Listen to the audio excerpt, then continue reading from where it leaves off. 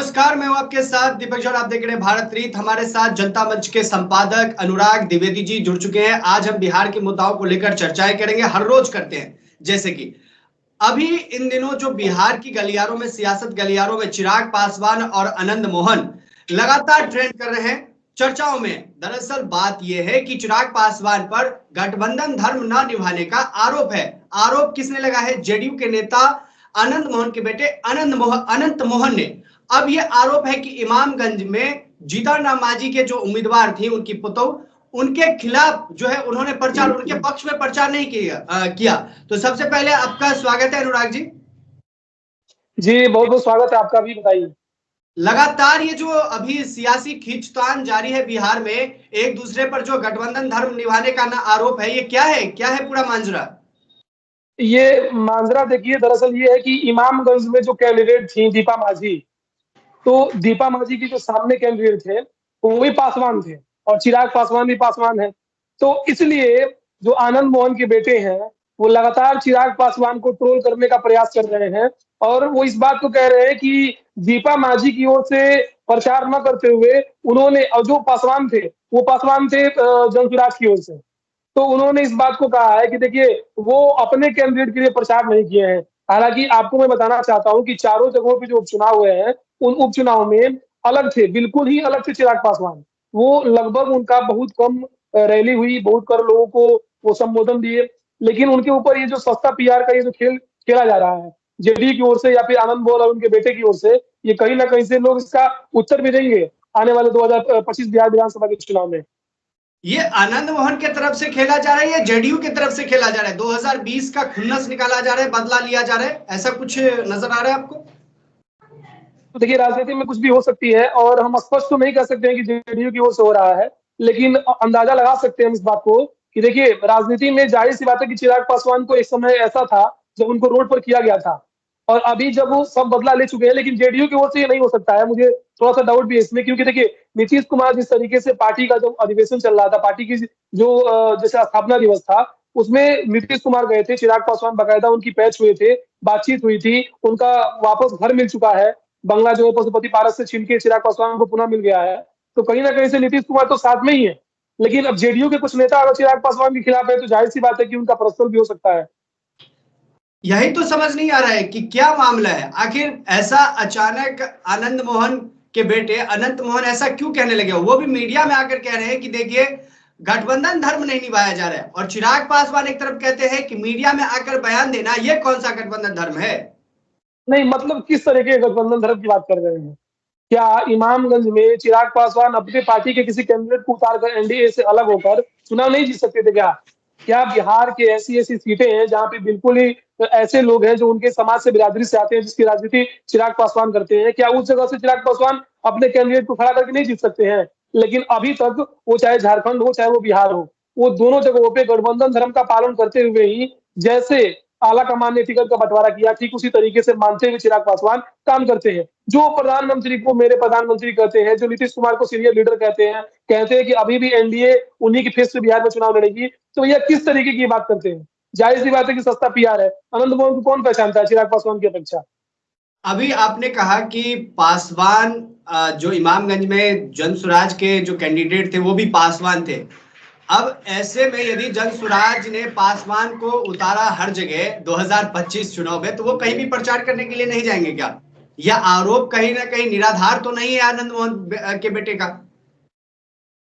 निराधार ही है, क्योंकि अब देखिए बिहार में तो सभी सीटों पे पासवान है ही नहीं। ऐसी तो चीजें नहीं है ना कि बिहार की प्रत्येक सीट पे पासवान पासवान ही है। जी। लेकिन अब जैसे खड़ा होते हैं, सीट का बंटवारा भी होगा, जाहिर सी बात है चिराग पासवान को भी सीट मिलेगी और अच्छी सीट मिलेगी पिछली बार, क्योंकि इस वक्त उनके पास सिर्फ कोई विधायक नहीं है। मेरे हिसाब से इस वक्त चिराग पासवान के पास कोई विधायक नहीं है, लेकिन अच्छा करने की वो देख रहे हैं, क्योंकि इस बार से उनका काफी, लोकसभा के चुनाव के बाद से काफी उनका कद भी बढ़ गया राजनीति में और लोग उनको तवज्जो भी देना शुरू कर दिए हैं। तो जाहिर सी बात है कि देखिए प्रचार करने तो किसी के पास, देखिए किसी भी बिरादरी से कोई खड़ा हो सकता है और किसी पार्टी से हो सकता है। तो इसमें कोई शंका की बात नहीं है कि चिराग पासवान किसी की ओर जाएंगे या जैसे सीट मिलेगा, जैसे बंटवारा होगा उसी तरीके से चुनाव लड़ेंगे, जाहिर सी बात है, इसमें कोई शंका की बात नहीं है। मैं इस पर आना चाहूंगा, इससे थोड़ा हटके चिराग पासवान पर पशुपति पारस उनके चाचा ने आरोप लगाया एलजीपी के स्थापना दिवस पर, दोनों ने अलग अलग वो स्थापना दिवस मनाया है, आप जानते हैं। जी तो इस पर आरोप जी लगाया है कि रामविलास पासवान जो उनके बड़े भाई थे, उनसे अंतिम दिन में मिलने नहीं दिया गया, और वो पापी आदमी, ऐसा पशुपति पारस ने कहा है उनके बयान के, मैंने आपको वो कोट करके सुनाया है कि वो पापी आदमी है और मुझे बड़े भाई से मिलने नहीं दिया। ये पशुपति पारस का आरोप है। और किस तरीके से ये देखिए, जो है 2025 के विधानसभा के लिए हम इस बयान को देखें कि क्या लगातार कुछ आ, कुछ नहीं होगा दीपक जी, कुछ नहीं होगा। इस तरह के बयानबाजी से कुछ नहीं होगा 2025 में।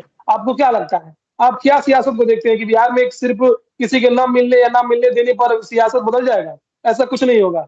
ठीक है, पशुपति पारस अगर इस बात को कहते हैं कि चिराग पासवान के पिता रामविलास पासवान से उनको नहीं मिलने दिया गया, तो इससे ये नहीं है कि उनको अधिक अधिक सीटें मिल जाएंगी, अधिक लोग उनको पसंद करना शुरू कर देंगे। भैया, उनको तो बंगला तक खाली करा लिया गया है। आप बताइए, उनसे नीतीश कुमार ने, उनके बेटे जो है, जो चिराग पासवान के चचेरे भाई हैं, उन्होंने तो प्रदेश कार्यालय के लिए जगह मांगी है बिहार में नीतीश कुमार से, और भी पटना में घर मांगा है। तो क्या लगता है वो घर मिलने वाला है उनको? घर भी नहीं मिलेगा मालिक, इस बात से निश्चिंत रहिए आप। जन सुराज पे मैं आना चाहूंगा। जन सुराज के जो कर्ता धर्ता हैं, हालांकि उन्होंने कोई पोस्ट नहीं लिया है, लेकिन कर्ता धर्ता तो वही है, प्रशांत किशोर। उन्होंने एक जी बयान दिया है इस बीच में, वो कह रहे हैं कि बिहारी कभी नहीं सुधरेंगे, वो लगातार जातिवाद पर वोट करेंगे, लगातार जो है हर चीज में देखिए, जातिवाद की राजनीति करेंगे, देखिए बिहारी प्रशांत खुद ही प्रशांत अपने। हाँ।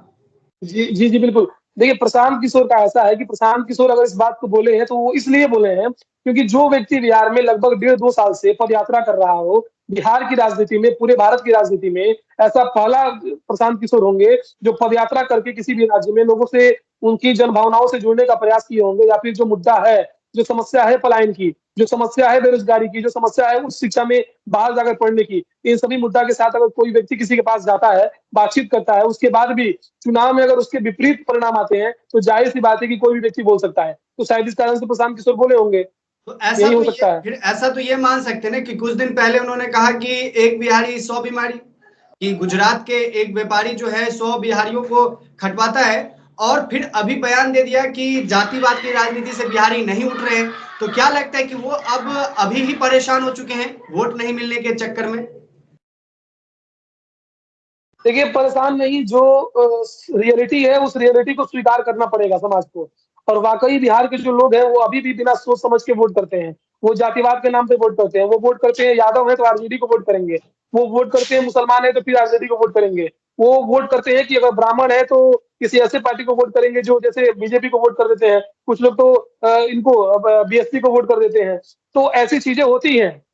उत्तर प्रदेश में भी बीएसपी को वोट मिलता है, ब्राह्मण भी करते हैं। पुराने कई ऐसे ब्राह्मण हैं जो कांग्रेस को वोट करते हैं। तो ये पार्टी के नाम पर और जाति के नाम पर ये काफी समीकरण रहा है बिहार में, या फिर देश की अन्य जगहों पर भी। लेकिन बिहार में थोड़ा ज्यादा देखने को मिलता है कि आरजेडी है तो आरजेडी है तो हम आरजेडी को भी वोट करेंगे, यादव है तो हम उन्हीं को करेंगे, वो यादव है हम, मैं भी यादव हूँ। ऐसा होता है। हो गया तो होगा थोड़ा सा फ्रस्ट्रेशन में बोल दिए होंगे प्रशांत किशोर, ऐसी कोई बड़ी बात नहीं है इसमें। और अच्छा, वाकई मैं बीमारी तो है भैया। जब बाला साहब ठाकरे थे तब उन्होंने भी भगाया था उत्तर बिहार के लोगों को, उत्तर भारत के लोगों को। तो क्या उसके बाला लिए भी साहब? आंदोलन हुआ था कि जी जी। महाराष्ट्र के लोग महाराष्ट्र में ही काम करें। तो इसके लिए कई बार आंदोलन हो चुके हैं, गुजरात में भी हुआ है। प्रवासी मजदूरों के ऊपर भी बहुत बातें होती हैं, कहाँ से आके कहाँ चले जाते हैं, काम करने लगते हैं प्रवासी मजदूर। कल आप नहीं आए थे, लेकिन प्रशांत किशोर पे हम आए, चर्चा किया हमने।